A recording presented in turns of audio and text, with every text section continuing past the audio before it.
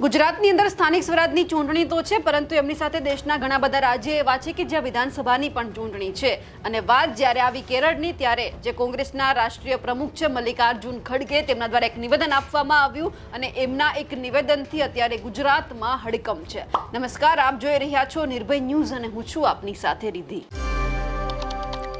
દેશ હોય કે રાજ્ય, જ્યારે જ્યારે કોઈ પણ ચૂંટણી આવે છે એટલે સ્વાભાવિક છે કે કોઈ પણ પક્ષ છે સામેના પક્ષના વિરોધ પક્ષ ગણે છે અને પછી એમના ઉપર આકરા પ્રહાર કરે છે। આ બધાની વચ્ચે જ્યારે કેરળની અંદર વિધાનસભા ચૂંટણીનો જ્યારે પ્રચાર ચાલી રહ્યો હતો અને કોંગ્રેસના જે રાષ્ટ્રીય પ્રમુખ છે મલ્લિકાર્જુન ખડગે, એમણે એક નિવેદન આપ્યું અને ગુજરાતીઓને અભણ કહી દીધા અને સાથે સાથે એવું પણ કહી દીધું કે પ્રધાનમંત્રી નરેન્દ્ર મોદી છે એ ગુજરાતીઓને અભણ છે એટલા માટે મૂર્ખ બનાવી શકે છે, પરંતુ કેરળના જે તમામ લોકો છે શિક્ષિત છે એટલા માટે એમને મૂર્ખ બનાવવામાં નથી આવતા, એટલે ક્યાંક પાછળ પડે છે। અને જ્યારે આ નિવેદન સામે આવ્યું એટલે સ્વાભાવિક છે કે ગુજરાતની અંદર જે ભારતીય જનતા પાર્ટી અત્યારે છે એટલે ભાજપ કોંગ્રેસની ઉપર માછલા ધોવાની છે અને કહી દીધું કે કેમ ગુજરાતના લોકોને અભણ કહેવામાં આવ્યા। સાથે સાથે ગુજરાતીઓમાં પણ એવું લાગી રહ્યું છે કે આ તો અમારું અપમાન છે, અમે ગુજરાતના લોકો બિઝનેસમેન તરીકે આટલો જ્યારે દેશને સપોર્ટ કરીએ છીએ, જીડીપીમાં સપોર્ટ કરીએ છીએ, તો પછી અમને કેમ અભણ કહેવામાં આવ્યા।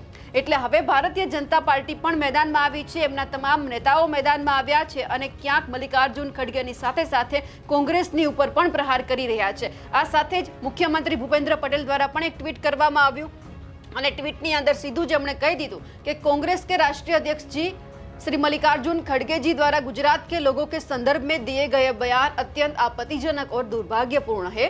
इस प्रकार की टिप्पणी न केवल 6 करोड़ गुजरातवासियों का अपमान है, बल्कि महात्मा गांधी और सरदार पटेल की पावन धरती की गरिमा को भी ठेस पहुंचाती है।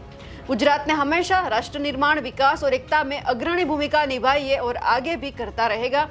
ऐसे बयान कांग्रेस की संकीर्ण सोच को दर्शाते हैं।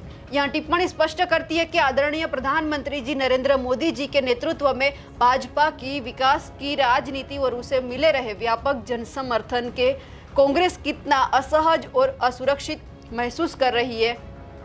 गुजरात की जागरूक जनता ऐसे बयानों का जवाब देना जानती है और आने वाले समय में केरल की जनता भी कांग्रेस को नकार कर भाजपा की विकास की राजनीति का समर्थन करेगी, यह निश्चित है।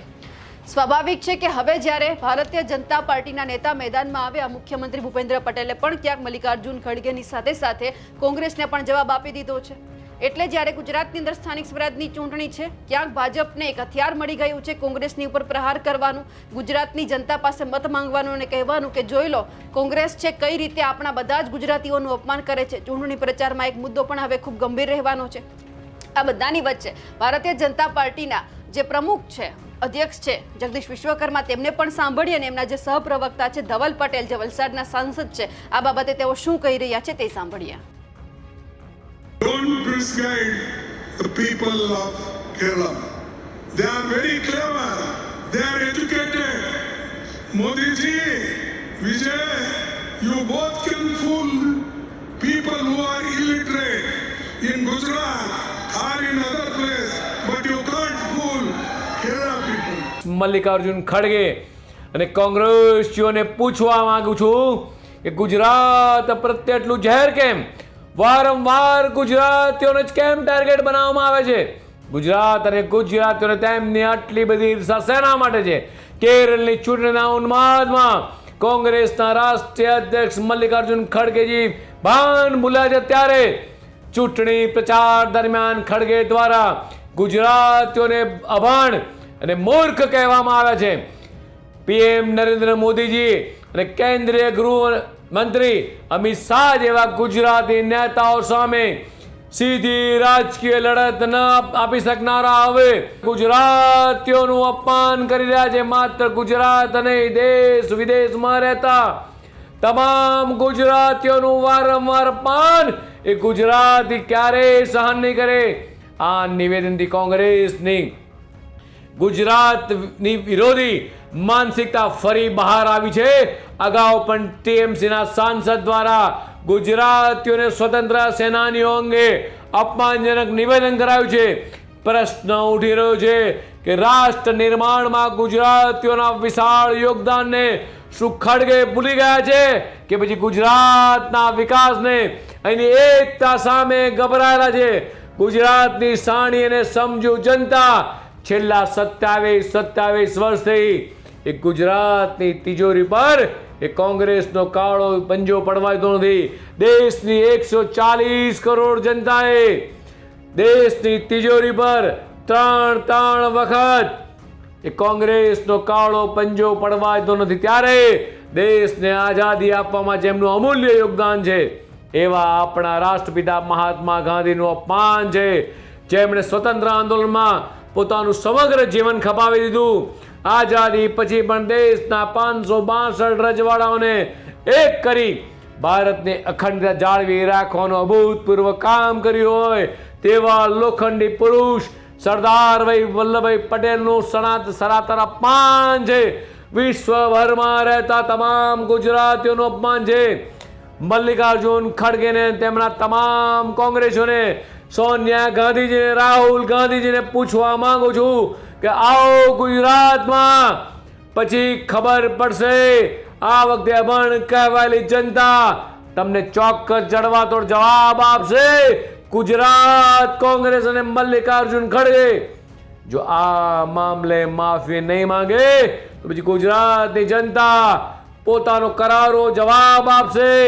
ફરીથી રાહુલ ગાંધી, મલ્લિકાર્જુન ખડગે 6.5 કરોડ ગુજરાતી નહીં, દેશ વિદેશમાં વસતા તમામ ગુજરાતીઓની માફી માંગે. ખડગેજી આનો જવાબ આ બંને ગુજરાતીઓ તમને ભારે પડશે. લખવો તો લખી રાખજો. આજે એકદમ અપમાનજનક ટિપ્પણી કોંગ્રેસના રાષ્ટ્રીય પ્રમુખ મલ્લિકાર્જુન ખડગે આપણા ગુજરાતીઓ અને ગુજરાત વિશે આપી.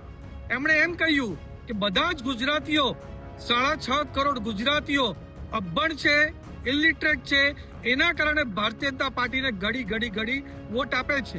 આ પાછું કોંગ્રેસના નેતાઓએ પોતાના દિલમાં, પોતાના મનમાં જે આપણા ગુજરાતી અને ગુજરાત વિશે જે ઝેર છે, જે નફરત છે, એ પાછી જાહેર કરી કે ગુજરાતીઓ બધા અભણ છે. અને આ પહેલી વાર નથી થયું. તમને બધાને યાદ હશે કે આપણા સરદાર વલ્લભભાઈ પટેલ ગુજરાતી દેશના પ્રધાનમંત્રી પહેલા બનવાના હતા ત્યારે પણ જવાહરલાલ નહેરુએ કાવતરાપૂર્વક એમને હટાવી દીધા અને એમને પ્રધાનમંત્રી નહીં બનવા દીધા. એ જ રીતે મોરારજી દેસાઈ પણ દેશના એકદમ સશક્ત અને મજબૂત નેતા બનતા હતા ત્યારે પણ ઇન્દિરા ગાંધીએ એમને પણ હટાવવાનું કામ કર્યું. અને જ્યારથી આપણા દેશમાં પ્રધાનમંત્રી મોદી સાહેબ અને ગૃહમંત્રી અમિત શાહ સાહેબ પૂરા દેશભરમાં અને રાજ્યોમાં સારું શાસન ચલાવી રહ્યા છે ત્યારે પણ કોંગ્રેસના લોકો પૂરા ગુજરાતીઓને અને ગુજરાત માટે અવારનવાર આવા બયાન આપીને પોતાના મનમાં જે ઝેર છે, જે નફરત છે એ જાહેર કરે છે. થોડા જ વર્ષ પહેલા રાહુલ ગાંધીએ પણ આસામમાં એમ કીધું હતું કે બધા જ ગુજરાતીઓ કૌભાંડી છે અને કૌભાંડ કરે છે. આ બતાવે છે કે આ કોંગ્રેસના લોકોએ ગુજરાત અને ગુજરાત પ્રત્યે કેટલી નફરત છે. હવે મારે તમારા ચેનલના માધ્યમથી જે ગુજરાત કોંગ્રેસના નેતા છે એમને પૂછવું છે. મારે કોંગ્રેસના પ્રદેશ પ્રમુખ અમિત ચાવડા અને વિપક્ષના નેતા તુષાર ચૌધરીને પૂછવું છે કે જ્યારે મલ્લિકાર્જુન ખડગે તમારા રાષ્ટ્રીય પ્રમુખે ગુજરાતીઓ વિશે આટલું અપમાનજનક ટિપ્પણી કરી છે તો તમે મલ્લિકાર્જુન ખડગેને સપોર્ટ આપવાના છે, સમર્થન આપવાના છો કે તમે ગુજરાતીઓ અને ગુજરાતને સપોર્ટ આપવાના છો? આ ગુજરાતની અપમાનની વાત છે, ગુજરાતીઓના અપમાનની વાત છે. તો મલ્લિકાર્જુન ખડગેના આ બયાન પર અમિત ચાવડા, તુષાર ચૌધરીને પૂરી કોંગ્રેસની ટીમ એને પબ્લિકલી અગર મલ્લિકાર્જુન ખડગેને એમને વિરોધ ના કરે તો એ સાબિત થશે કે ગુજરાત કોંગ્રેસ પણ પૂરેપૂરી રીતે ગુજરાતીઓ અને ગુજરાત માટે નફરત કરે છે. ધન્યવાદ. હવે એ જોવાનું છે કે જ્યારે કોંગ્રેસના જે મલ્લિકાર્જુન ખડગે છે એમના દ્વારા જે નિવેદન આપવામાં આવ્યું છે, હવે જે આ મુદ્દો છે કેટલો ગંભીર બને છે, કારણ કે ચૂંટણી ગુજરાતની અંદર માથે છે, તારીખ જાહેર પણ થઈ ચૂકી છે અને હવે જ્યારે પ્રચાર ચાલી રહ્યો છે ત્યારે સ્વાભાવિક છે કે ભારતીય જનતા પાર્ટીના દરેક નેતા હવે જે હથિયાર કોંગ્રેસ દ્વારા ક્યાંક આપવામાં આવ્યું છે તેમનો સારી રીતે ઉપયોગ કરશે અને મત પણ માંગશે. અમારા અહેવાલને લઈને આપનું શું માનવું છે કમેન્ટ કરીને ચોક્કસથી જણાવજો. સાથે જ અમારી નિર્ભય ન્યૂઝ ચેનલને લાઇક, શેર અને સબસ્ક્રાઇબ કરવાનું ભૂલશો નહીં. નમસ્કાર.